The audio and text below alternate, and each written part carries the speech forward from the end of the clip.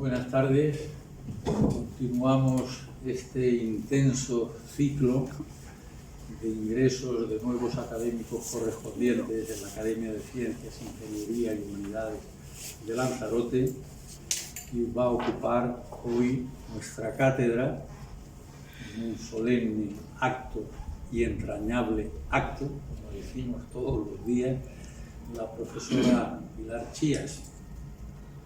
Hoy la pretensión de presentar públicamente los currículum es superfluo, absurdo y todo lo que queramos decir, porque basta con entrar en Internet. En consecuencia, pues me limitaré a los puntos capitales que hemos puesto en la invitación correspondiente a ella. El primer dato es que es doctora arquitecta.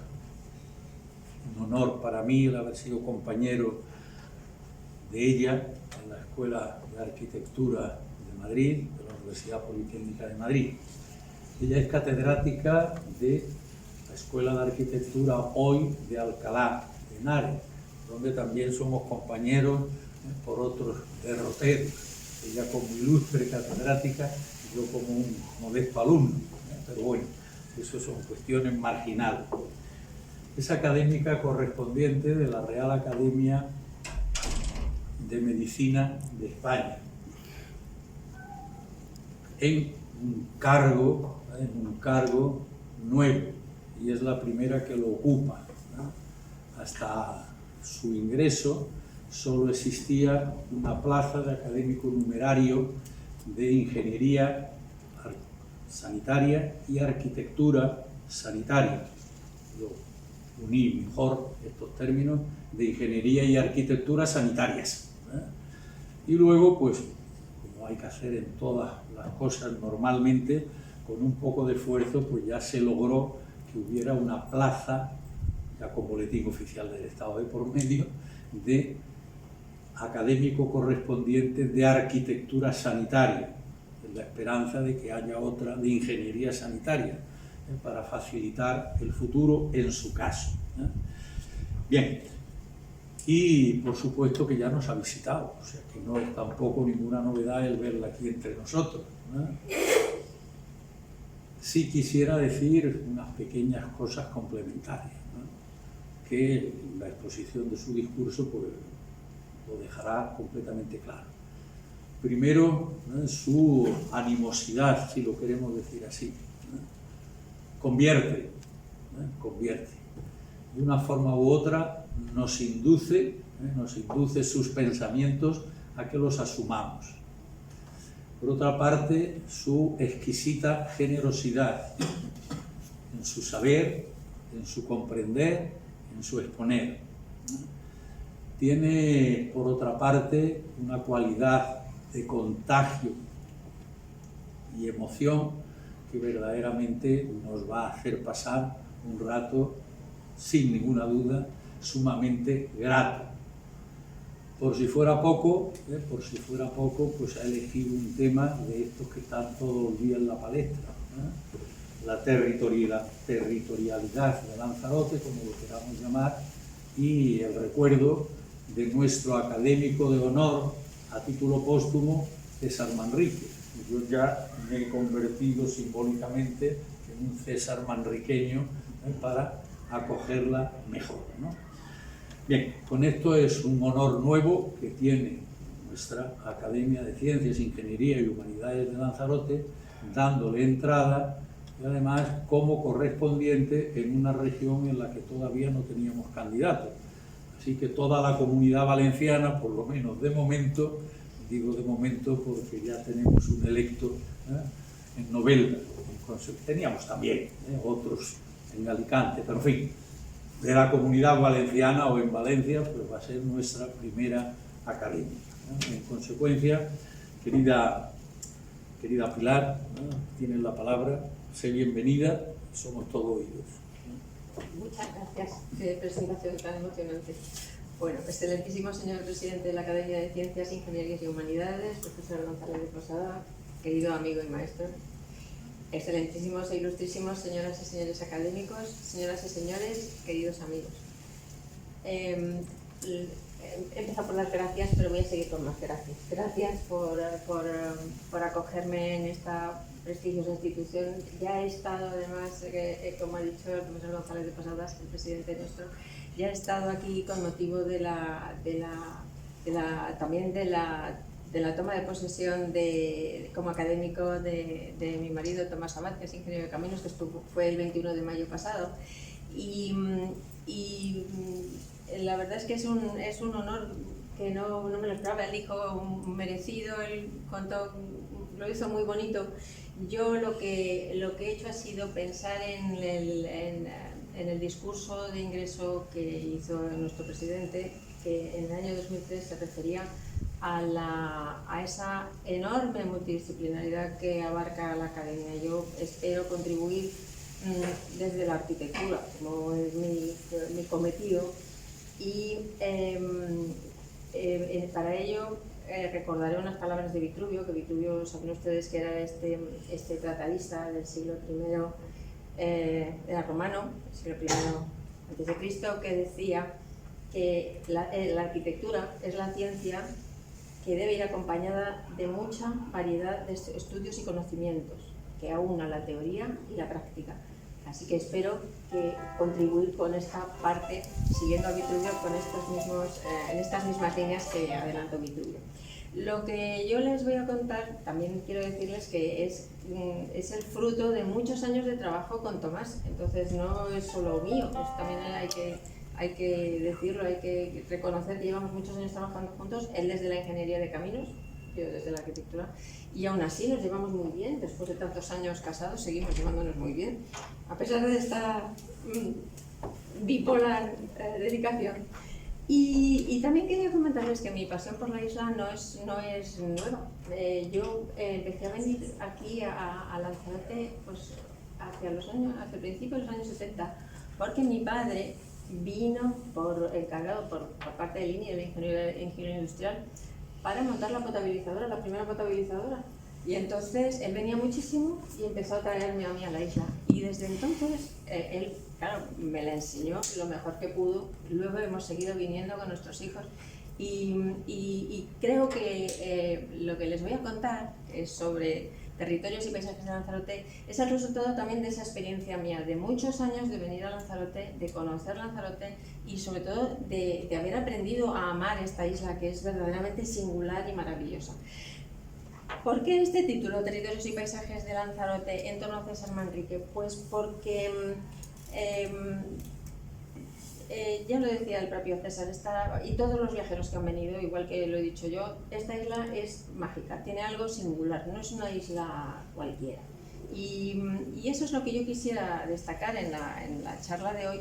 Y lo de en torno a César Manrique es porque, claro, la isla no es muy grande, pero es muy variada, con lo cual no me puedo centrar en todos los aspectos del paisaje de la isla, pero sí en aquellos con los que tuvo más relación la obra de César Manrique. Entonces, por eso, ese va a ser el tema más o menos del discurso.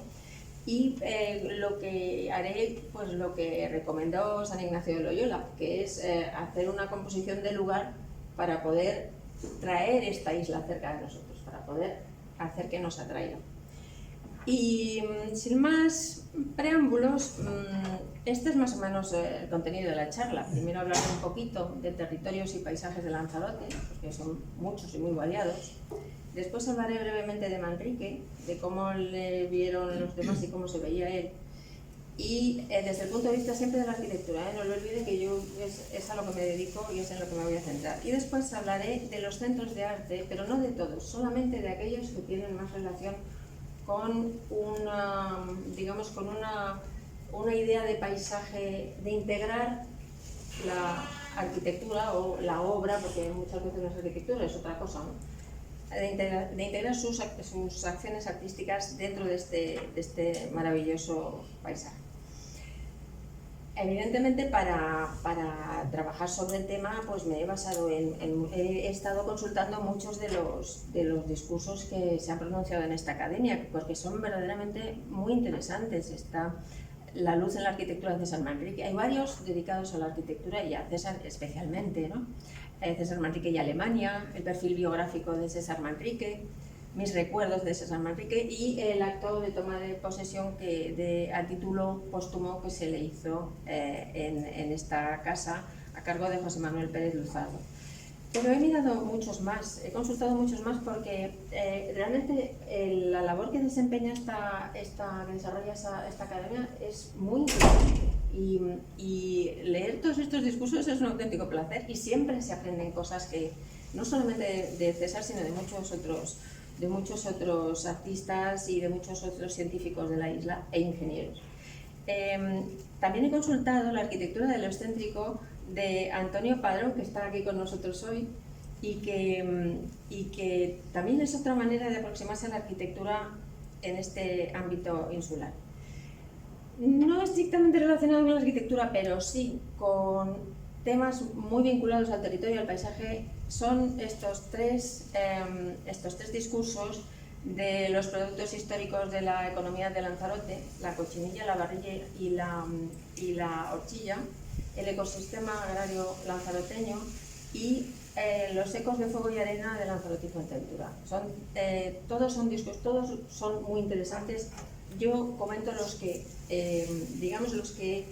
he utilizado más como referencia y, por supuesto, las sesiones de la academia. Las sesiones de la academia son auténticas joyas. Todo lo que se cuenta es muy interesante. Y la última que cerró el curso en el mes de julio, me parece, la profesora Esther Martín habló de un tema que me pareció absolutamente fascinante, que es el peligro que corren los tesoros geológicos de Lanzarote y las formaciones geológicas, cómo están desapareciendo. Todo tiene relación con lo que yo voy a hablar, o sea que en definitiva todo está hilado dentro de este contexto de la Academia de Ciencias, Ingenierías y Humanidades de Lanzarote. Evidentemente he consultado también otras publicaciones, como las clásicas de Lanzarote, Arquitectura y Ética, en la que participó César con textos con otros autores muy conocidos también. Esta recopilación de textos de Escrito en el Fuego, también de San Manrique, y una tesis que yo dirigí hace unos años, en el año 18, de un arquitecto que ahora vive en París, que también trató sobre Lanzarote y se dedicó también digamos, ya desde un punto de vista, si quieren más, desde el punto de vista de la composición arquitectónica y de la estética arquitectónica, que yo de eso no me voy a meter especialmente, que es Alejandro Scarpa, que es también arquitecto, doctor arquitecto, y que ha hecho dos publicaciones de momento que yo sepa, y una de ellas, que es la de arriba, tiene mucho éxito y la está vendiendo online en Amazon, o sea que la verdad es que tiene mucho éxito. Lo que quiere decir con esto es que la isla tiene mucho tirón y Manrique también, pero es la isla la protagonista, no Manrique. Fíjense, Ramírez de Lucas, en la Arquitectura Popular, en el libro este que acabo de mostrarles, ya decía: Lanzarote es algo aparte en la geografía del mundo, en ella todo es extraño y apasionante, que es un poco esa misma idea que he venido yo comentándoles al principio. Estos dos mapas revelan en cierto modo parte de esa singularidad. El de la izquierda es el Atlas de Tofiño de 1778, no sé si lo lee porque estoy yo delante, este es el Atlas de Tofiño. Si se fijan, tienen a la derecha, sobre el territorio africano, tienen los perfiles de la costa, igual que hacían de esto el profesor González de Posada sabe muchísimo, porque como ha estudiado Ulloa, sabe perfectamente de lo que hablo, cómo se veían las costas desde el mar. Y eso es verdaderamente singular, ver cómo veían las costas canarias y las costas de África los marinos que hicieron este atlas tan extraordinario como es el de Tofiño, que por cierto luego nos lo copiaron los ingleses y los franceses y apropiándoselo ellos, pero la verdad es que de cartografía científica en aquel momento, en lo referente a costas, éramos punteros. Y a la derecha tienen un Tomás López de un año posterior. Tomás López, saben ustedes que era un cartógrafo por compilación. Él no hacía trabajo de campo. Él, desde su gabinete, hacía encuestas, pedía información a los párrocos, a los diferentes responsables de los municipios, que le mandaran información sobre su ciudad, su población, sus villas y lo que tenían un poco tipo el catastro de Ensenada, pero en plan muy limitado y solamente con fines cartográficos.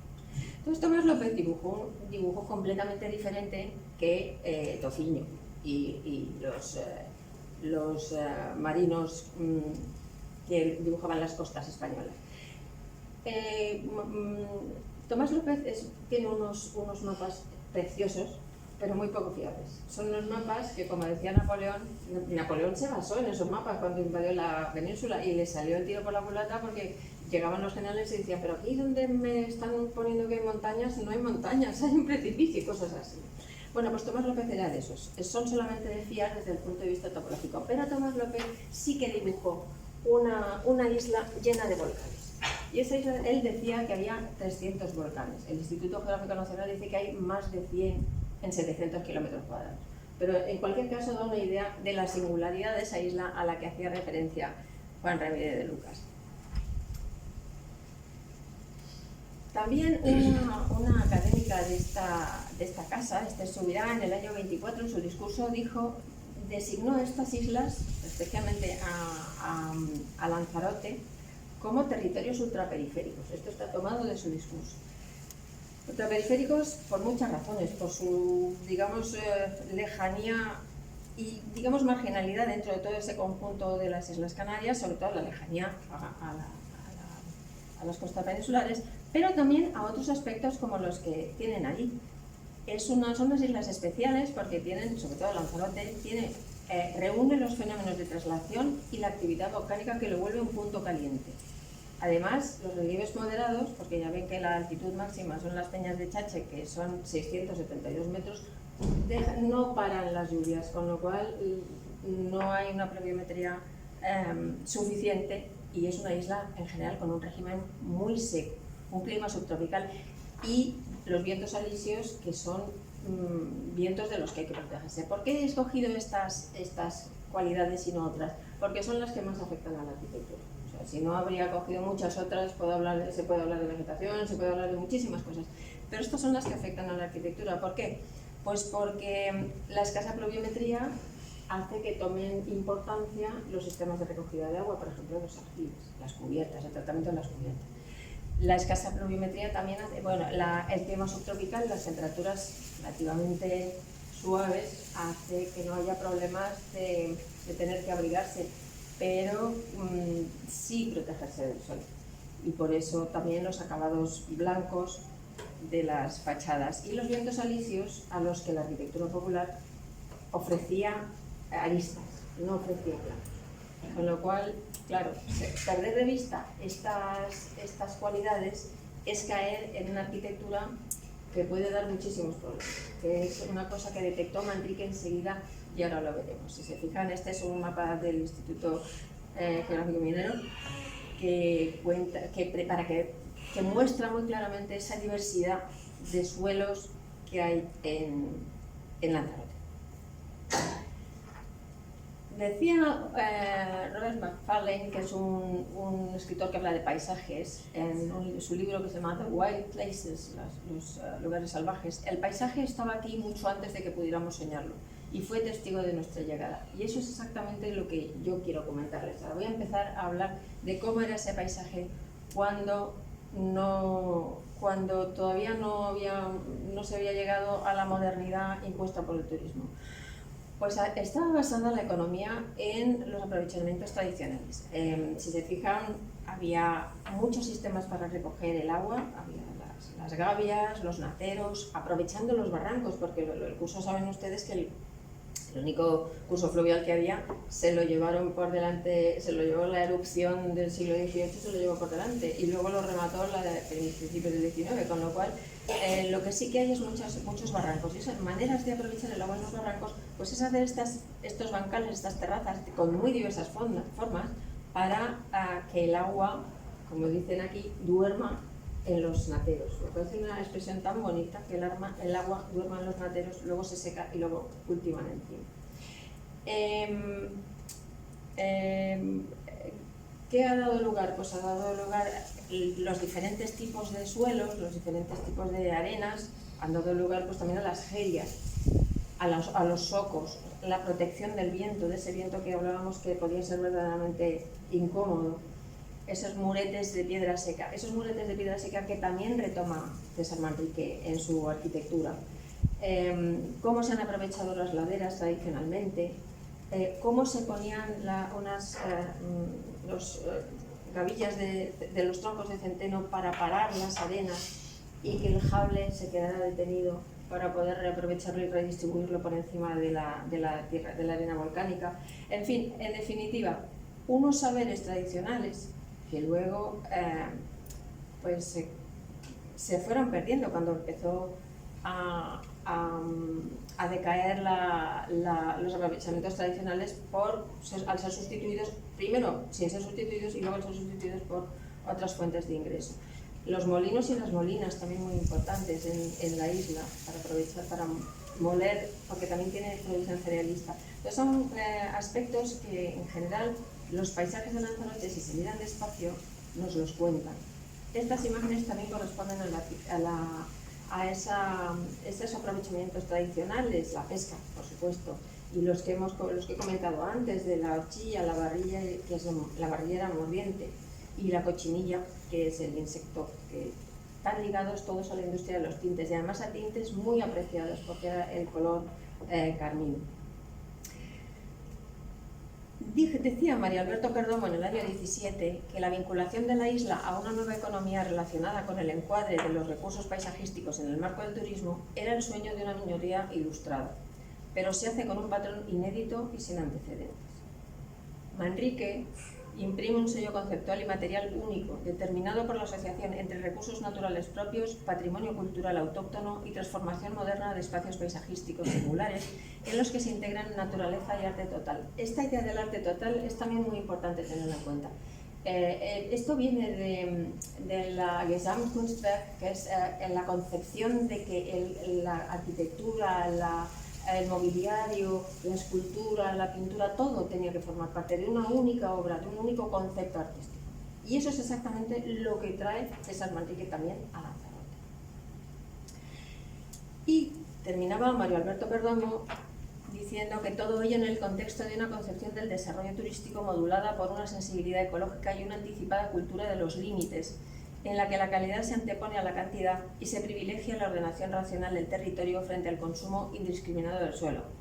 Esto era lo que quería Manrique, contado por Perdomo, que no es, en fin, yo creo que como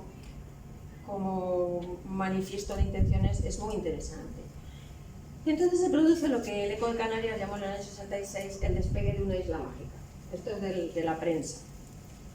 Y Néstor Martín Fernández de la Torre, que también tiene otro canario de pro, en el año 36, fíjense que se anticipó en 30 años a César Manrique, decía: el turismo es un hecho y un problema que va a imponer brutalmente la necesidad de la revolución integral del país, en que nunca habíamos pensado. Si no recobramos y acentuamos nuestra personalidad, nada podremos ofrecer al turista.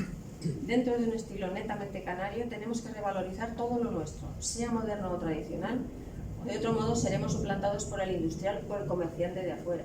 Bueno, esto es casi como una premonición, pero bueno, es interesante también la idea que tenía Néstor Martín Fernández de la Torre de la arquitectura, de cómo había que preservar esos valores. También hay que tener en cuenta que son del año 36. Entonces, todo no se puede juzgar con el criterio estético de ahora, pero tiene mucho interés porque ya había, desde hacía mucho tiempo, gente que sabía el valor que tenía la isla y que había que protegerlo como fuera. ¿Y cómo evolucionó? Pues evolucionó a base de potenciar la hostelería, el primer hotel, el de los Fariones en el Puerto del Carmen, del año 60, inaugurado en el 66, la terminal civil del aeropuerto de Arrecife, que se empezó en los 50, se afirmó la pista luego en el 64, se amplió en el 68 y ha seguido ampliándose. El famoso ferry de Londres-Canarias, de Fred Olsen, que también paró en Lanzarote, en Arrecife, precisamente en el año 66, que también dio un impulso tremendo a la isla. La potabilizadora de la que hablaba, en la que trabajó mi padre, en esta foto de Manuel Díaz Rijo, que tiene también un discurso precioso sobre el agua potable en Lanzarote, precioso y además muy muy exhaustivo, muy bien estructurado, es un discurso que da mucho gusto leer. Y entonces decía Guillermo Topa en el año 64 que un visitante nos dijo, en cierta ocasión, marcho maravillado de esta isla, pero con los huesos rotos, esas carreteras. Bueno, y ahora vamos al capítulo de las carreteras, claro. Pero primero vamos a ver otra cosa, claro. Todos los pensadores, los artistas, la gente sensible, siempre ha sabido ver en Lanzarote ese espíritu del lugar, ese genius loci que caracteriza a los diferentes lugares de la isla. Hay un libro muy bonito de 1782 del Abad de Lille que se llama Los jardines o el arte de embellecer los paisajes, y empezaba el Abad de Lille, decía: avant tout, connaissez votre site et du lieu adorez les génies et consultez les dieux. Lo he traducido todo porque, como es largo, ante todo conoced el sitio y del lugar adorad al genio y consultad al Dios. Sus leyes no se ofenden impunemente, que eso es muy importante, no se ofenden impunemente porque te cargas la isla. Lo que vuestro terreno admite, con agrado sabed reconocerlo, atreveos a captarlo. ¿Habéis pues conocido estas relaciones invisibles de los cuerpos inanimados y de los seres sensibles? ¿Habéis escuchado de las aguas, de los prados, de los bosques, la elocuencia silenciosa y la voz secreta? Eso es exactamente lo que supo captar, entre otros, César Manrique. Y César decía de sí mismo: no me gusta que me clasifiquen y me coloquen etiquetas, por eso he puesto ese marco, es un poco como una burla, ¿no? Porque le etiquetaron desde el principio, sobre todo los arquitectos, y no es por meterme con mi gremio. Me sorprendo cuando me catalogan de pintor, diseñador, ecologista, arquitecto, escultor, jardinero, fotógrafo, urbanista, decorador. Las clasificaciones son empobrecedoras ya que rapidizan el arte. Hagamos de toda nuestra vida una obra de arte. A ver, la obra de arte total, de la que hablábamos antes, que decía Perdomo. Y decía también: desde muy pequeño he estado en contacto con la naturaleza recibiendo sus lecciones, lo que decía el Abad de Lille. Todo mi trabajo es el resultado de este fecundo aprendizaje. Y yo creo que eso sí que es una herencia destacable de Manrique. ¿Y qué decían otros de César? Pues Esteban Armas decía: estaba casi a diario en sus obras, lo diseñaba todo, muebles, lámparas, detalles, o sea, era consecuente con lo que predicaba. Era una máquina y nos entusiasmaba mucho. Llegaba y decía: ¿dónde están mis muchachos? Porque él trabajaba, saben ustedes, con un grupo de gente que trabajaba para el Cabildo. Se trabajó con cariño y se dio la gran coincidencia de ese equipo de unir un gran realizador como Soto, como Jesús Soto, con el gran artista que era César. Era un hombre que te entusiasmaba. Era como parte de la naturaleza de la isla. Esto lo decía Morales Padrón, que también trabajó con César a pie de obra. Juan Ramírez Barrero decía: César decía en líneas generales lo que había que hacer y cómo, y sobre todo lo que no había que hacer. Muy inteligente. Eso lo tenía muy claro. Y Fernando Higueras, que saben ustedes que era un arquitecto también que colaboró con César Manrique en obras no solo en Lanzarote, sino también en la península. César Manrique, Fernando Higueras, extraordinario arquitecto, decía: era un artista total de la vida, libre e incatalogable. Y efectivamente eso yo creo que es lo que era César, y por eso no le gustaba que le etiquetaran. Y Luis Morales Padrón, que es el que trabajaba también con él, como les he dicho, a pie de obra, tiene esta narración muy bonita a propósito de las carreteras que les decía antes, que decía este señor: yo que me he ido con los huesos molidos. Bueno, pues antes de empezar una obra, decía Luis Morales, César se ponía a ver el entorno para encajarla. Esto lo enseñaba luego a sus alumnos, ahora lo veremos. Yo creo que hacía las cosas y ganaba la naturaleza y ganaba el paisaje. Cuando se hizo el taro de la entrada en el islote de Hilario, se curvó el trazado de la carretera para integrarla en el paisaje. César me decía que la carretera tenía que parecer como si se tendiera una alfombra por encima de la lava y que lo demás quedara tal cual. Porque cuando hacíamos una carretera procurábamos que no muriera al final del paisaje, porque entonces lo dividía en dos. Eso es verdad. Si ustedes hacen una carretera muy recta, si se fijan, queda el paisaje de la derecha y el paisaje de la izquierda. Y muchas veces incluso se convierte en un límite. Esto cuando las carreteras son importantes es evidente, ¿no? Y César a mí me lo decía siempre: Luis, cuidado con el paisaje. O sea, que realmente era muy coherente. Su idea era arte, naturaleza, naturaleza, arte. Hacía fotos por la isla y se las enseñaba luego a sus alumnos y a los que trabajaban con él para que se dieran cuenta de las cosas, de lo que él les iba contando. Esto es una muestra de las diapositivas que él les enseñaba. Fíjense que hay arquitectura tradicional, lugares especiales, pero también hay algunas cosas muy cuestionables. Hay unas estructuras de hormigón, unos pórticos de hormigón ahí bastante desagradables, pero en fin, porque estaban así ya abandonados, en fin. Y es importante porque ese aprendizaje con César, hay un relato muy bonito del discurso de ingreso de Bettina Borg del año 2010 en esta academia también. Y Bettina recogió lo que estaba contando antes Luis Morales Padrón, lo que decía Fernando Higueras, lo que decían los demás. Decía Bettina: para César, la formación de un alumno era la base para un equipo de futuro. Recuerda el aprendizaje, cómo se mira el paisaje, cómo se construye alrededor de uno el lugar de la edificación. El respeto está justificado por la naturaleza. El proyecto sería la conversación con el ámbito, el proyecto en la naturaleza y después la ejecución en la obra. Es muy importante. Primero sentarse, mira, volvemos otra vez a lo que decía el abad de Lille en el siglo XIX. Y luego Luis Morales decía: había que cuidar el paisaje y aprendimos a trabajar sin estropearlo, y fue él quien nos sensibilizó a todos. O sea que se demuestra que su personalidad era tremendamente coherente, porque lo que enseñaba era exactamente lo que él ponía en práctica. Fíjense qué bonita esta imagen de los socos y los muretes en comparación con el plan parcial de la urbanización de Playa Blanca, precisamente de Fernando Higueras, que es del año 63. O sea que es una idea que luego, claro, derivó a otras cosas, pero en origen tenía la raíz en el paisaje y en un impacto moderado en el paisaje, en la costa. Y decía Manrique una cosa que desgraciadamente tenemos todos asumida. Decía: creo que el problema capital de Canarias es la arquitectura, que no responde en absoluto a la climatología y a la belleza natural de su orografía. He puesto esta imagen, que es el Parador Nacional de Turismo del año 50, se inauguró en el año 50. Pero si se fijan, he puesto esta imagen porque tampoco quería hacer sangre. Pero si se fijan, este parador de turismo, no sé si estoy en medio. Estoy bastante en medio, ¿verdad? Podría poner otro sitio, bueno. Podía estar perfectamente en Cáceres. Cáceres yo qué sé, en Tui, es lo mismo, ¿no? O sea, les daba lo mismo. Y claro, esto, él consiguió que en el año 67 se aprobara el Reglamento de Defensa del Paisaje y de la Arquitectura Popular lanzaroteña, que esto es un mérito grandísimo.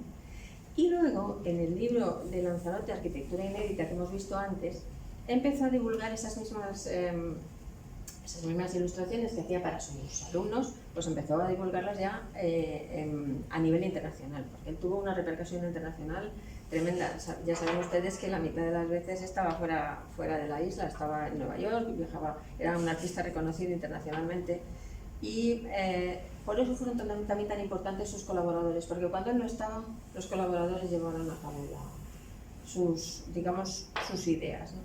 Fíjense en esta arquitectura que él eligió. Estas son fotos todas del libro de arquitectura de Lanzarote.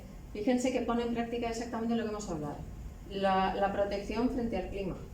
Él cuenta los acabados exteriores de los muretes que se hacían a cuchara. Dice, no se hacía dejando los paramentos planos con una llana, se hacían a cuchara, un acabado a cuchara. Y eso es lo que le da también esa textura tan singular a los paramentos de los exteriores de las casas. Los prismas tan elegantes, tan secos, la arquitectura tan vuelta hacia el interior, precisamente para resguardarse de un exterior que puede ser, en cierto modo, no sé si agresivo, pero digamos adusto, ¿no? Escasos huecos, dice, los huecos eran muy escasos, solamente la puerta de entrada, alguna ventana, muy pocas, casi todas daban al interior del patio donde estaba el aljibe, y unos pequeños mechinales para los pájaros. Eso es muy bonito, porque ahora la arquitectura no tiene en cuenta que los pájaros anidan en los aleros, anidan en los mechinales, estas cosas, ¿no? Y por supuesto siempre con aristas de cara a los aristas. ¿Y cuáles son los paisajes de Manrique que vamos a ver un poco más en detalle? Pues son, en este caso, vuelvo a citar al abad de Lille, que decía: venid al lugar, Es un poco lo que le contaba Bettino. Venid al lugar, allí, lápiz en mano, dibujad estos elementos, estas laderas, esta distancia. Conoced los medios, describid los obstáculos. De las dificultades nacen los milagros. Y eso es exactamente lo que hizo César. De las dificultades hizo milagros. De una burbuja sacó una casa. De un tubo volcánico sacó sacó un montón de cosas que luego contaré, porque no era solamente una sala de fiestas, ¿no? Pero fíjense que los paisajes de Manrique, que son estos paisajes de la isla, me voy a centrar sobre todo en los paisajes volcánicos, coincidían con los colores de su paleta. Yo no sé si se han fijado, estos son cuadros de él del año 58, más o menos, 60, 62, uno muy bonito, Fariones, que además viene al pelo. Fíjense que los colores de Lanzarote son los colores y su paleta. Y fíjense además que son unos colores, se recuerdan la arquitectura, la pintura moderna, después la pintura a partir del siglo XX, utiliza el color también para lograr el movimiento, porque si se fijan, el rojo y el azul logran que el azul vaya hacia el fondo y el rojo venga hacia adelante. O sea, son cuadros que, aunque aparenten manchas estáticas, no son estáticas en absoluto, tienen el valor del movimiento que les imprime el color. O sea, que son unos cuadros verdaderamente muy interesantes. Y fíjense que también son los colores de sus obras. No son solo los colores de su paleta, son también los colores de las obras. Lo mismo lo pueden reconocer ahí en el Jardín de Cactus, los mismos colores de la paleta que vemos en sus obras. Y me voy a centrar solamente en 5 de los 7 centros de arte, porque son los que están en estas zonas que tienen una relación con los paisajes volcánicos. En primer lugar hablaré de los paisajes que están en la costa oriental de la isla, los Jameos del Agua, el Jardín de Cactus y el Taro de Taiche. Después pasaré a hablar brevemente también del Mirador del Río y finalmente el restaurante El Diablo en el islote de Hilario. Lo que he hecho ha sido ese recuadro que ven dentro del esquema, del mapa general de la isla, lo he recortado para situar cada uno de los elementos. Este corresponde a los Cameos del Agua y la Casa de los Volcanes en Aría, pero no voy a hablar muy de pasada de la Cueva de los Verdes, porque al final fue, digamos, el desencadenante de esta segunda actuación de los Jameos. Fue una actuación, la Cueva de los Verdes, que había conseguido tener un cierto atractivo a partir de las cuevas de Nerja. Y entonces el Cabildo dijo, pues aquí cuevas tenemos un montón que si las acondicionamos pueden competir perfectamente con Nerja. Y entonces se llevó a cabo este proyecto. En el esquema de los centros de arte que les voy a mostrar, voy a hacer un poco lo que hice yo. No sé si saben un poquito de historia de los jardines y del paisaje. Hay una manera, a partir más o menos del concurso de Hyde Park en Nueva York, se inauguró una nueva manera de contar el paisaje. Hasta entonces los paisajistas habían hecho como mucho o un plano de planta o como mucho unas vistas, unas perspectivas, un cuadro. Pueden recordar un montón, no es el caso ahora, pero hay muchos ejemplos. Entonces lo que hizo Olmsted fue, Box y Olmsted, que fueron los que ganaron el concurso, lo que hicieron fue superponer tres niveles de lectura. El nivel de lectura de la planta, o sea, del plano de planta, el nivel de lectura de lo que había y el nivel de lectura de lo que ellos iban a hacer debajo. De manera que la gente, era muy didáctico, porque la gente inmediatamente veía, pues mira, aquí van a hacer esto. Y eso es un poco lo que he querido hacer yo con este recorrido breve, muy breve, por los centros de arte, ¿no? Por los 5 centros de arte que he elegido. Decía Hernández Pacheco, que saben ustedes que estuvo también paseando por la lava, tiene un libro maravilloso de sus paseos por la lava. Decía Hernández Pacheco en 1907 que la principal belleza de la gruta consistía en la iluminación, penetrando la luz por 2 aberturas laterales como la que penetran las viejas catedrales góticas, al iluminar la tranquila y tersa superficie de las aguas. Pero fíjense que ya se sabía perfectamente lo que atesoraba Lanzarote debajo de estos paisajes, de estas superficies. Aquí está la Cueva de los Verdes, que fue el principio el desencadenante de esta otra actuación. Y el jameo del agua, según el semanario Antena en el año 56, decía: el jameo del agua continúa siendo objeto del más lamentable abandono. Cada vez tiene aquí a la izquierda tiene una fotografía de la entrada del jameo chico. Cada vez es mayor el número de piedras acumuladas en el fondo del lago y también son numerosos los residuos. Lo que pasa es que esto era cuestión de alguien que tuviera la visión y limpiarlo. Realmente la maravilla estaba debajo. Y eso es lo que hizo César Manrique, ponerse a ello. Fíjense ustedes que las obras de las que voy a hablar, vamos, de las que estoy hablando ya de César Manrique, son obras que lo que ponen de manifiesto es que él era un fascinante escenógrafo. Y sus obras son para ser recorridas, no para verse estáticamente. O sea, es un artista integral, pero incorpora el movimiento en la percepción de su obra y en la valoración de su obra. No son obras estéticas. Él era un fascinante escenógrafo. ¿Y cómo conseguía las escenografías? Utilizando la luz. Claro, el recurso de la luz es fantástico. Es él donde quería que te fijaras o donde quería focalizar un punto del itinerario, singularizar un hito en el itinerario o modificar una percepción, jugaba con la luz. Y eso es exactamente lo que hizo con los jameos del agua.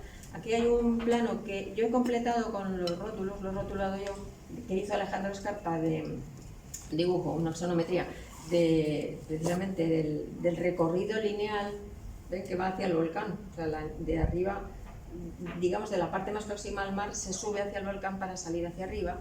Y entonces esa asociación de espacios, de lagos interiores, de lagos exteriores, el resultado de ese tubo que había explotado y salido a la superficie en algunos sitios y en otros no, pues eso es exactamente lo que supo hacer Manrique. Utilizar adecuar un recorrido, adaptar unos usos y crear este fascinante escenario, estas fascinantes escenografías, porque además que uno se ve dentro y es que uno es capaz de imaginar. Hay muchos textos que cuentan dónde les ha transportado la visita a los jameos del agua. Y César Manrique decía: construir una especie de gran anfiteatro de piedra en el jameo del agua, dotarlo de una batería que alimente un grupo de reflectores de color, porque claro, no había electricidad, tenía que tener una batería que además consumía muchísimo, era carísima, y de ahí vino el problema a continuación. Y durante la noche podrían ofrecerse sencillas representaciones teatrales o de ballet. Esa es la idea que él tenía en el año 57, estamos mucho antes de que esto empezara a funcionar. Los efectos de luz y color sobre el lago, en tan extraño y original escenario, resultarían algo único en el mundo. Era un visionario. Y luego ya, cuando ya estaba en marcha el proyecto, le dijo a Pepín, que era José Ramírez Cerdá, el presidente del Cabildo Insular, con el que trabajó, que claro, es lo que decíamos, es que el equipo es muy importante, ¿no? El apoyo político y tener un equipo técnico que te apoye, ¿no? Decía: Pepín, esto hay que arreglarlo, porque puede ser la sala de fiestas más bonita del mundo. Efectivamente, si no lo es, se le parece mucho. Ahora lo de sala de fiestas está un poco anticuado, pero en fin, tengan en cuenta que es del año 64. Estas son más imágenes de estas entradas y salidas, de estos juegos de luz del tubo y de esta cúpula de vidrio que colocó para subir al extremo del auditorio. Y aquí está el problema de la luz. Claro, como decía Luis Morales Padrón, como el jameo consumía mucha luz, a César se le ocurrió construir un hotelito para sacar algo y compensar los gastos, y tratando de abrigar el jameo porque era muy ventoso. La redacción del proyecto se le dio a Eduardo Cáceres, que era un arquitecto. Como saben ustedes, el problema de la firma, pues para César siempre fue un problema, siempre tenía que apoyarse en arquitectos. Afortunadamente encontró arquitectos magníficos, con lo cual el problema no fue tal, pero bueno, es solo un inciso. Cuando estaba la estructura casi... la idea surgió cuando Fraga vino a inaugurar la carretera de los Hervideros en 1964 y se comprometió a buscar el dinero. Cuando estaba la estructura casi hecha, se dieron cuenta de que Fraga no podía dar nada, es una manera discreta de decirlo, y Pepín dijo: pues si no puede dar dinero, yo no puedo gastar lo que no tengo. Y se paró. O sea, estas obras en general han durado muchos años, más de 10 años en muchos casos. Más tarde se aprovechó esta obra para la Casa de los Volcanes, pero eso lo quería hacer César en las Montañas de Fuego, no lo quería hacer aquí. Y ahí, en el sitio de esta estructura, un comedor del restaurante para que la gente no comiera en el jameo chico. Bueno, en fin, son cosas, cambios de uso que son habituales también en la arquitectura, pero que uno tiene que saber por qué pasan las cosas. Y esta es una obra que se ha hecho de la nueva Casa de los Volcanes, que la he traído, aunque no es de Manrique, sí que se ve la inspiración. El espíritu de Manrique está en esta obra. Es del equipo de arquitectos GPI, griega, es una obra del año 2020, o sea, de hace 5 años. Y es una obra espectacularmente buena, de arquitectura buena. Fíjense cómo sabe rescatar la manera de utilizar la luz, la manera de incorporar la naturaleza a las obras, la manera de distinguir lo que es lo que le interesa de la obra artificial del hombre, encalándola con la naturaleza sin tratar del terreno. Entonces es una obra que yo creo que es una obra muy buena, y bueno, la he traído porque me parece que seguir el espíritu de Manrique en la arquitectura también debe ponerse en valor, ¿no? Otra de las obras de esta zona de la costa este es el Jardín de Cactus, casualmente en Las Calderas, en otro lugar relacionado con los volcanes. Fíjense cómo era una cantera, como saben. Decía una viajera del año 1884, Olivia Stone, decía: cerca del molino de viento hay una zona donde se extrae tierra dejando diseminados algunos monolitos de lava. Esos monolitos de lava se los siguió encontrando en Manrique. Columnas que se yerguen verticales. Y yo lo que he hecho ahora, para seguir con esa idea que les contaba de Box y Olmsted, he hecho un montaje más o menos desde el mismo punto de vista. Si se fijan, es lo que había y lo que hizo César. Entonces, fíjense el cambio. Están los monolitos, pero claro, se siguió excavando. Y es, como decía Manrique, un anfiteatro vegetal surgiendo de las rocas. La verdad es que era una persona con una sensibilidad extraordinaria. Decía, fíjense, la fotografía aérea que es de Google Earth es muy significativa también, porque parece que hasta donde ha llegado Manrique es una cosa, y a partir de ahí pues da todo un poco igual. Eso es una cosa que deberíamos aprender, que no da igual. Es que lo de la alfombra que se tienda sobre la carretera, pues es que es una enseñanza muy importante. Desde solo estaba el tronco del molino y la cueva de donde se sacaba el picón. Era un vertedero. El primero que empezó la obra fue Pepín. Arregló el molino e hicimos unos pequeños muritos. Y la obra se paró. De nuevo, esta se paró muchísimo tiempo. Pero cuando necesitábamos escombros para una carretera, los sacábamos de allí y a la vez íbamos excavando. El hoyo era muy grande y nos obligaba a hacer jardineras. Realmente no son jardineras, son bancales, pero respeto al texto original. Jardineras son esos bancales de piedra seca tan espectaculares, sacados también de la arquitectura tradicional, para que los muros no fueran tan altos. Los monolitos eran naturales y según se sacaba el relleno se fueron descubriendo. Algunos se partió y lo reparamos. Y luego, a propósito de la entrada, esta parte ya la terminó siendo presidente del Cabildo. Yo no estaba Pepín, estaba Nicolás de Paiz, y fíjense que estamos ya en el año 87. Y es interesante esta cita porque lo que cuenta es que César hacía un dibujo y se lo pasaba a la oficina técnica, y la oficina técnica resolvía, que es también un poco lo que hemos visto antes, ¿no? Y decía, quería el molino en blanco y lo demás en piedra.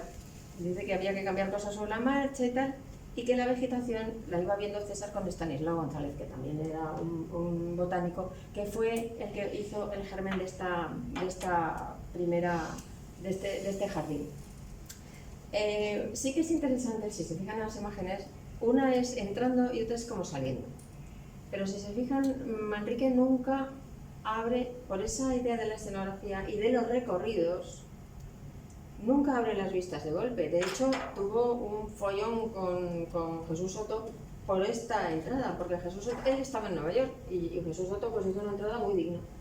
Pero cuando vino César dijo, no, que aquí el primero que llega ve el jardín de un golpe de vista. Y no quería eso, era una escenografía.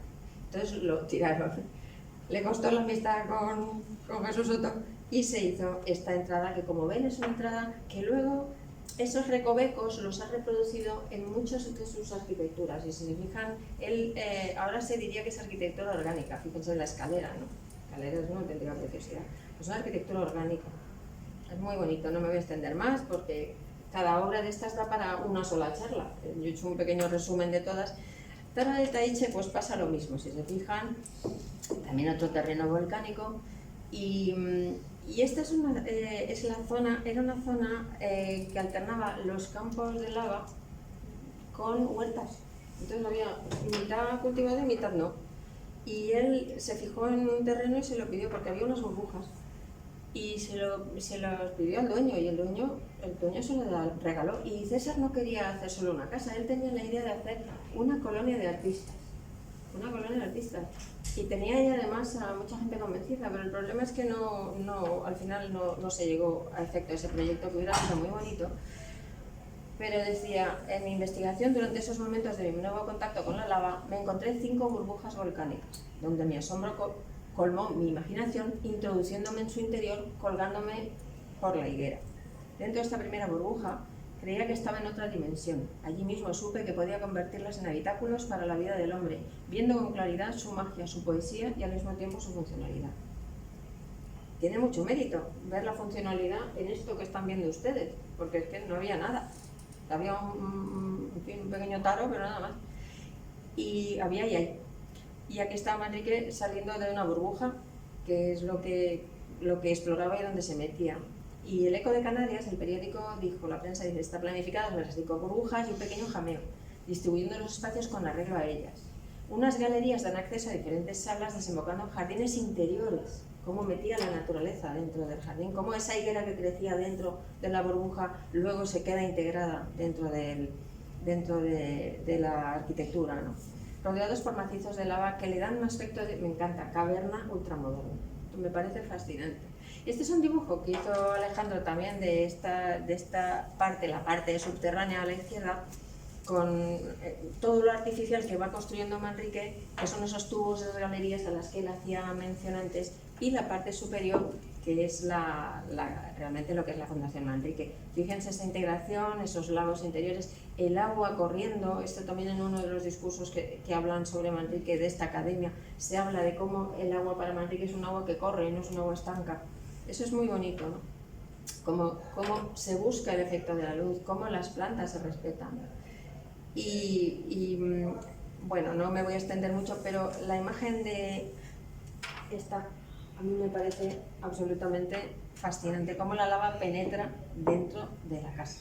Es un poco esa visión que teníamos en la diapositiva anterior, que se veía cómo era el paisaje, pues cómo integra ese paisaje dentro de la casa y cómo integra la naturaleza, siempre teniendo en cuenta la vegetación. No diré autóctona porque al final lo de las plantas autóctonas, hay un libro muy bonito que habla de cómo las plantas que todos creemos que están aquí desde siempre, no están aquí desde siempre. Unas vienen de México, otras vienen de Oriente Medio, de Oriente Próximo, incluso de China. Entonces esa idea que, por eso no digo plantas autóctonas, pero sí la vegetación propia de la isla, la que digamos se había aclimatado a la isla y proliferaba por la isla. Y vamos a la penúltima, es el mirador del río en el risco de Famara, también una haría, que la misma viajera de antes, que se debió de quedar sin huesos también, como decía el embajador, y al llegar nos quedamos estupefactos al descubrir que estábamos al borde de un precipicio con uno de los paisajes marinos más espléndidos a nuestros pies. Entonces decía Olivier Stone en 1884, y aquí fíjense el paisaje desde el río, es que es apabullante, es un macizo de basalto, unos acantilados de basalto verdaderamente espectaculares. Y aquí se le ocurrió, voy a contraponer ahora un proyecto que se le ocurrió hacer a otro artista, en este caso a Fernando Higueras. Fernando Higueras proyectó esto, que le llamaba la ciudad de las gaviotas. Este proyecto es del año 70, o sea, es posterior a las intervenciones de Manrique. Y él lo que ideó fue, como ven, es una especie como de perforación del acantilado por medio de ascensores, y lo contaba así Fernando Higueras. Bandejas informales y escalonadas como colonias de mejillones empotradas en el risco de Famara, Entonces se llamaba Rasqueinfiernos, porque como no iban para arriba, sino para abajo, Rasqueinfiernos. Con acceso desde galerías interiores a las que se llega sin vistas al mar, desde ascensores que descienden desde los jardines hundidos en la lava. Fíjense qué concepto de otro artista tan distinto de lo que luego hizo César Manrique. Hombre, el impacto de estas terrazas colgadas hubiera sido mucho mayor en el resto de Famara que lo que hizo César. Y luego otra intervención que es un poquito anterior, que era el mirador del Malpaso. Ahí saben ustedes que como era una zona militar, bueno, pues tenían sus tiras y aflojas para quedarse con los terrenos y empezaron haciendo este mirador, que lo hizo el arquitecto Enrique Espínola. Bueno, hizo un proyecto. Luego construyeron él y Juan Jesús Trapero, que por cierto fue profesor mío en la escuela, pues hicieron este proyecto de mirador. Yo lo digo, más que nada lo he traído a colación para que vean ustedes cómo son sensibilidades diferentes, también son momentos diferentes. Pero César Manrique tenía las ideas muy claras y es que sabía muy bien, como decía Luis Morales, que lo que no había que hacer. Y entonces este tipo de cosas no le gustaban mucho. Y entonces decía, este proyecto era una casa normal con puertas y ventanas, pero a César no le gustó e hizo el dibujo que se llevó al arquitecto Eduardo Cáceres, que fue el que construyó con él el Mirador del Río. Y este es el Mirador del Río, pero fíjense que decía Luis Morales que era un mirador mimetizado con el Risco, mimetizado con ese enorme acantilado. Y es verdad. Pero ¿se han fijado ustedes que desde el lado de tierra también está perfectamente mimetizado? Pero si no, el acierto ha sido tan genial que tú, si no lo sabes, no lo ves. O sea, fíjense en la fotografía de allí, prácticamente no se ve. O sea que es un doble acierto, ¿no? Un impacto mínimo en el paisaje, una actuación muy sorprendente, porque fíjense, para el que entra, bueno, ustedes lo conocen igual que nosotros, pero vamos, el que entra se sorprende cuando ve, dice, quiero que el que llegue se sorprenda, o sea, recorra y se sorprenda, o sea, otra vez recorridos, otra vez escenografías y sorpresas. Decía bueno, un catedrático de estética que tenía yo, que sin sorpresa no hay emoción estética, y es verdad, si no te sorprende, pues no hay emoción estética, y es verdad.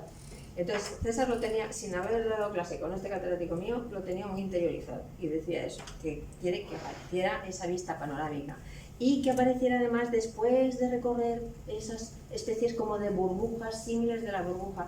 Pero fíjense que en el fondo es todo un artificio, porque no está excavado en las rocas, no es lo que quería hacer Ferran de Higueras, está pues tapado, por así decir, ¿no? O sea, lo parece, pero en realidad es una construcción tapada con piedras para mimetizarse con el entorno, como decía Luis Morales, o sea que no es lo que parece. Y lo que les dio muchísimos quebraderos de cabeza fue el voladizo, porque César Manrique además parece que saltaba de risco en risco y bajaba, creían que se iba a despeñar. Y el voladizo, él se empeñó en que esa pieza, ese resto de lava, de basalto, tenía que quedar integrado en el mirador, que era parte del paisaje. Y claro, al ampliar el voladizo, no había quien levantara eso a 300 metros de altura sobre el nivel del suelo de las salinas, del río, ¿no? Entonces, fíjense que eso fue ya el arquitecto el que lo ideó, lo que hizo fue un encofrado perdido. Entonces hizo un encofrado perdido que empotró en la ladera y luego pudo colgar de ahí los cajones para el hormigón y soportar O sea, en definitiva, que eran un equipo genial y apoyados, insisto, por los cabildos, ¿no? Y esto por lo mismo, la fachada del aparcamiento se hizo para contener esas piedras que eran artificiales, que se habían puesto ahí porque no era un agujero, y camuflar la obra. Y a la última hora es el restaurante El Diablo en Timanfaya, que vuelvo a ponerles lo mismo, esa imagen de cómo era, qué era lo que había, ¿no?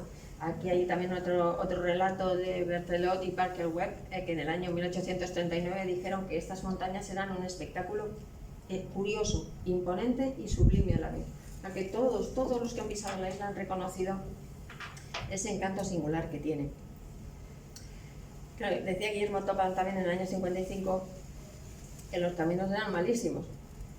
y que no había nada allí, no había, apenas había una especie de un servicio, un pequeño servicio, ¿no? Decía que hacía falta un pequeño parador en la falda de la montaña, en la falda de la montaña de fuego. ¿Y qué construyeron? Pues construyeron esto, algo parecido a lo que acabamos de ver en el mirador del río, en el mirador del Malpaso. Entonces, claro, era esa arquitectura que a César no le convencía lo más mínimo, no era lo que él quería para la isla. Entonces él decía Luis Morales que cuando se estaba terminando el Jameo Grande se mandó a Soto, a Jesús Soto, a hacer un albergue parador, una especie de merendero, que es este que ven. César estaba en Nueva York, que es lo que les digo, él se iba y cuando volvía era un saloncito, una terracita con unas mesas y el servicio que ya estaba hecho. Y cuando llegó César, pues claro, dijo que de eso nada. Y se le ocurrió esto. Cuando regresó César se estuvo pensando cómo mejorar aquello, en hacerlo mejor y más grande, y surgió la idea de hacer el Diablo. Fue cuando César planteó hacer como si una nave espacial se hubiese posado ahí, que es exactamente lo que quiere simular con el restaurante. Con la estructura del restaurante, que por cierto, tenemos unas fotos muy bonitas de la obra, pero lo pasaron fatal para cimentar, porque la temperatura, como saben ustedes, a ras de suelo está casi a 100 grados, con lo cual en cuanto baja son 200 y es terrible, y lo pasaron muy mal para hacer la cimentación. De hecho, la barra del restaurante la hicieron metálica, porque no se tenían a ponerla de madera por si prendía. Y si se fijan en la foto de la obra, que a mí me parece, a Tomás y a mí nos parece que es espectacular esa obra. La obra de la excavación, cuando está en construcción el platillo volante, es muy interesante. Y esta es la penúltima diapositiva, pero es para que vean también cómo trabajaba él con sus colaboradores. Decía don José, o sea, Pepín, siempre decía: César, aquí no hay quien aguante cuando hace viento. Los alisios famosos de los que hablaban. El muro grande no estaba en el plano, dice Luis Morales. Se hizo más tarde para cortar el viento y porque escondía las guaguas y los coches para no ser vistos desde abajo. Todo tiene su función. Y se hizo en 3 días, porque la inauguración era a los 3 días. César dio la pauta de cómo hacerlo. O sea, dijo, esto que lo hagan. Y lo hicieron con piedra seca, como ven, y como reflejan las diapositivas. También con esos recorridos sinuosos, esas sorpresas, esto se abre, esto se cierra, ¿no? Qué bonito. La sorpresa estética, ¿no? Y ya quiero terminar con unos versos que me parece, con unos versos de Tomás Morales que me parece que vienen muy al pelo, porque exactamente es lo que nos emociona a nosotros de esta isla. Dice, en los poemas de la gloria, del amor y del mar, decía Tomás Morales: yo fui el bravo piloto de mi bajel de ensueño, argonauta ilusorio de un país presentido, de alguna isla dorada de quimera o de sueño, oculta entre las sombras de lo desconocido. Nada más, muchas gracias, Edith.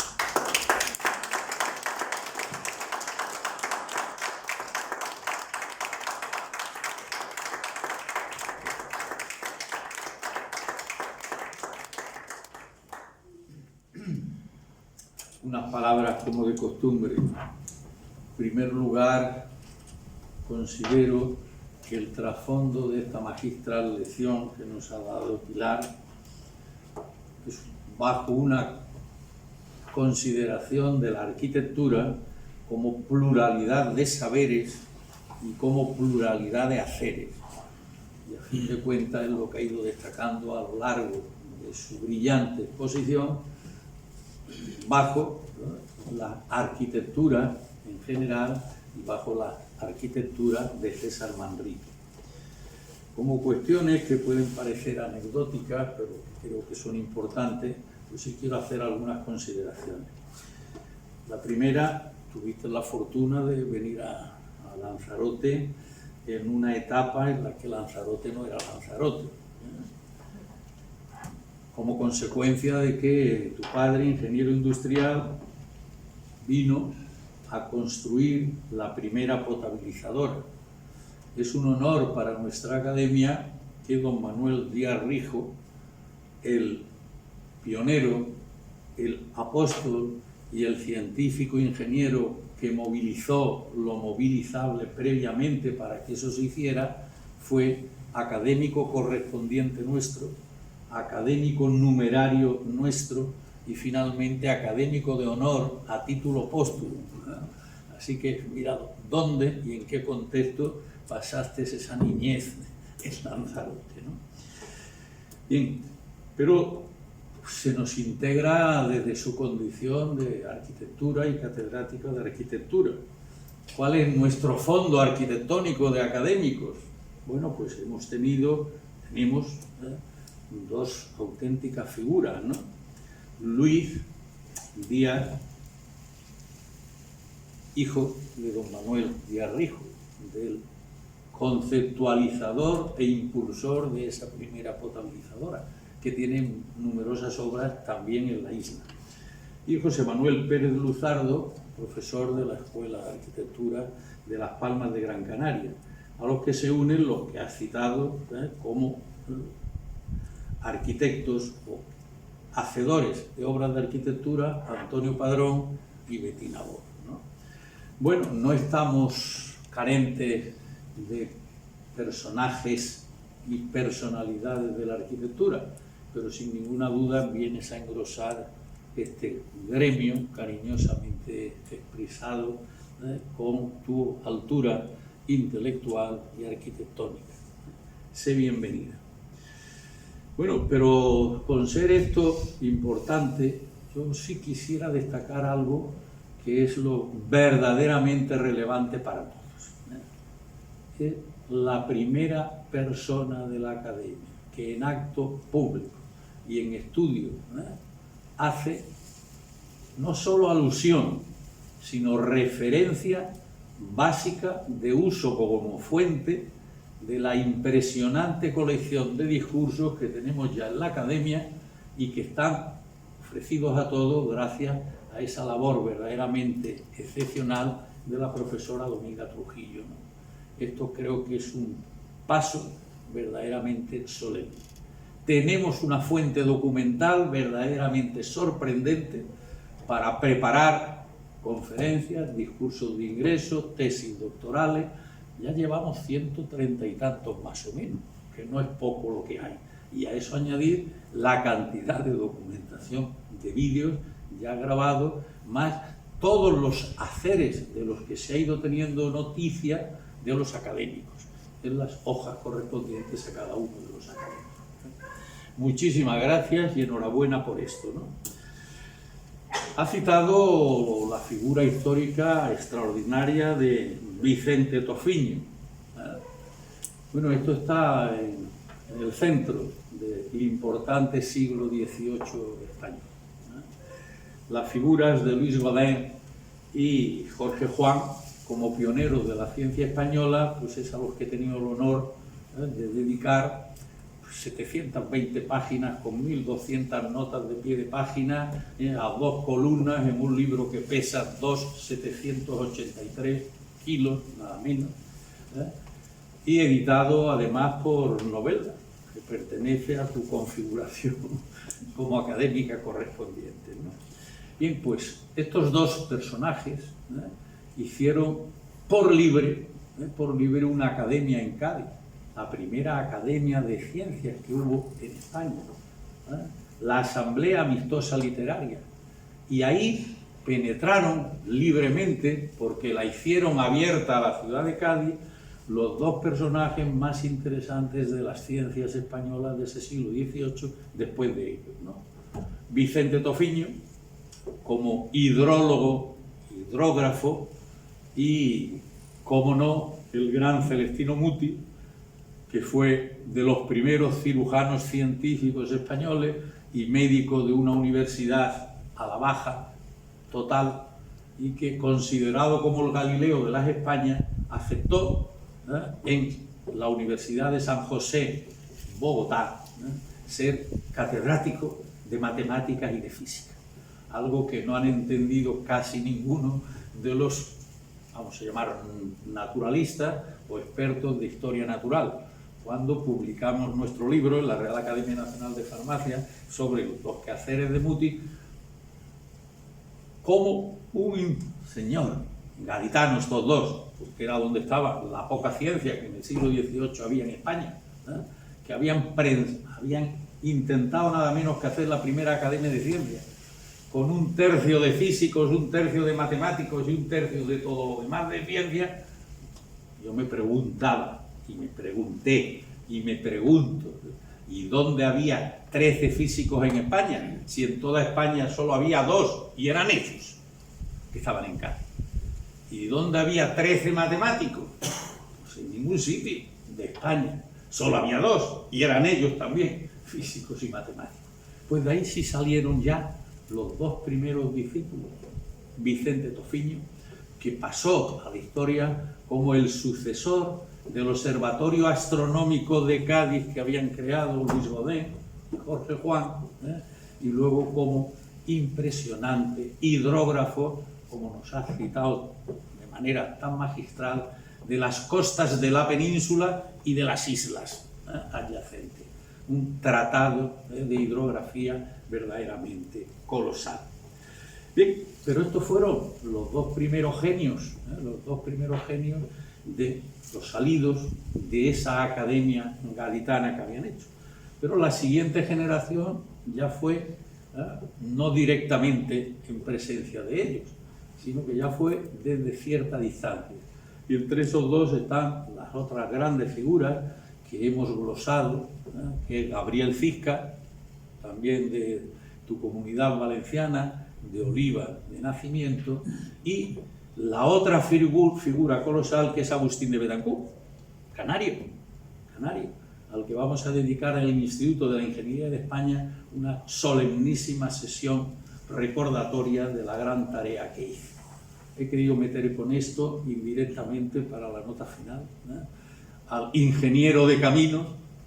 Él no lo era, más bien fue más que eso, porque es el que creó la Escuela de Ingenieros de Caminos y antes lo que podríamos llamar el cuerpo de ingenieros de caminos y canales de la administración española. El primero que dio el salto desde unos saberes como inventor y como matemático a la ingeniería necesaria para la modernización de este país. Bien, es verdad que por los avatares políticos aquí, primero se nos escapó a París, y en el momento que Napoleón decidió que España iba a ser suya, pues dijo que a esas no jugaba y se fue a San Petersburgo a reconstruir la naciente nación rusa. Bueno, quizá lo más importante desde el punto de vista intrínseco es un nuevo homenaje a César. Estábamos ya faltos.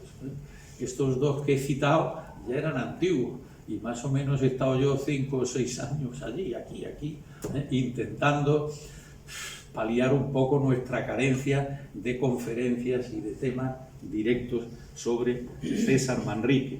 No me he atrevido a publicarlo, ¿sí?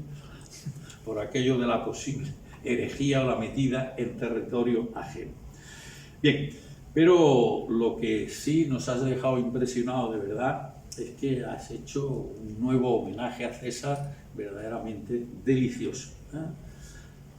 Te has mostrado como sabedora, expresión hoy tan en boga, de la historia y con capacidad de análisis crítico, que es lo que nos interesa en las academias, acerca de su obra, ¿no? Querríamos haber hablado un poquitín más de Hernández Pacheco, al que ha citado, y de Fernando Higuera, pero no quiero alargar más.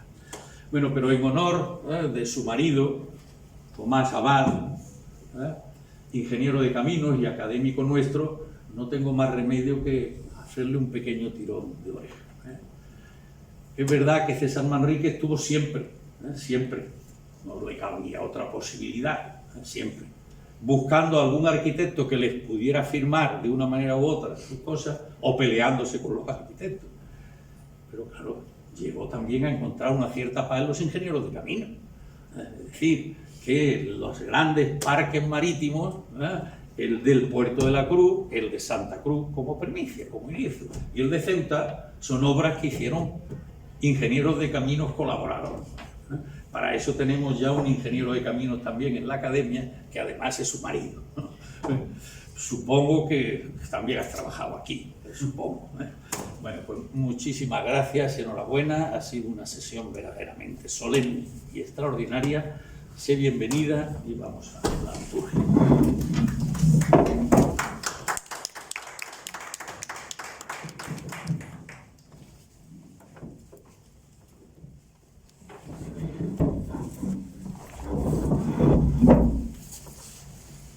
Doctora Pilar Chías, Ingreder Aferent. entra y aporta tu sabiduría. La diré exi. Y al salir, difúndela. Y recibe el tradicional abrazo.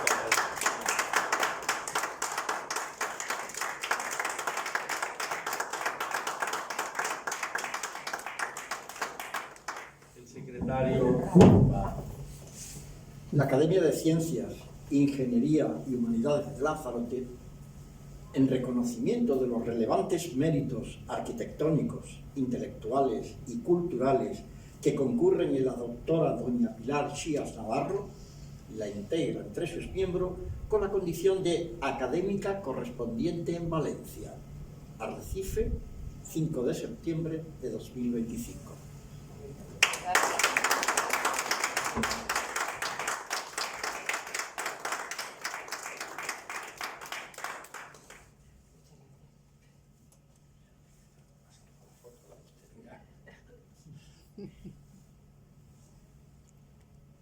Es que estoy emocionada, muchísimas gracias. Es verdad, es un honor. Bueno, el secretario va a dar fe del acto.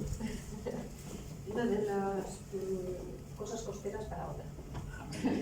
¿Aquí? Sí, sí.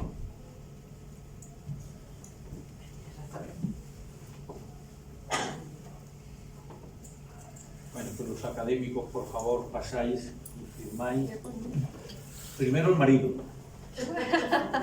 Para eso eres académico también.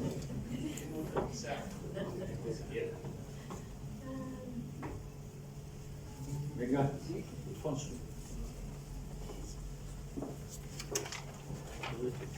Ah, sí, mi caja, sí, sí. Esto, un poco siempre encima de la pantalla. El esmalte.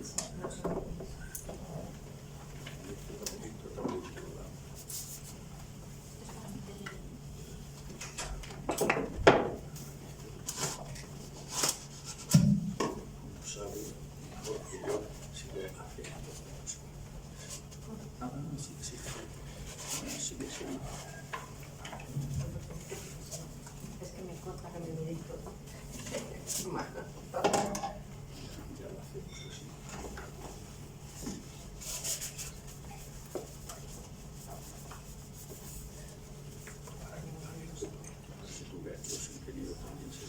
Algo.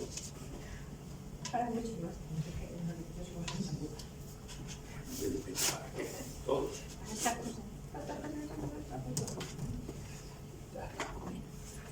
Gracias.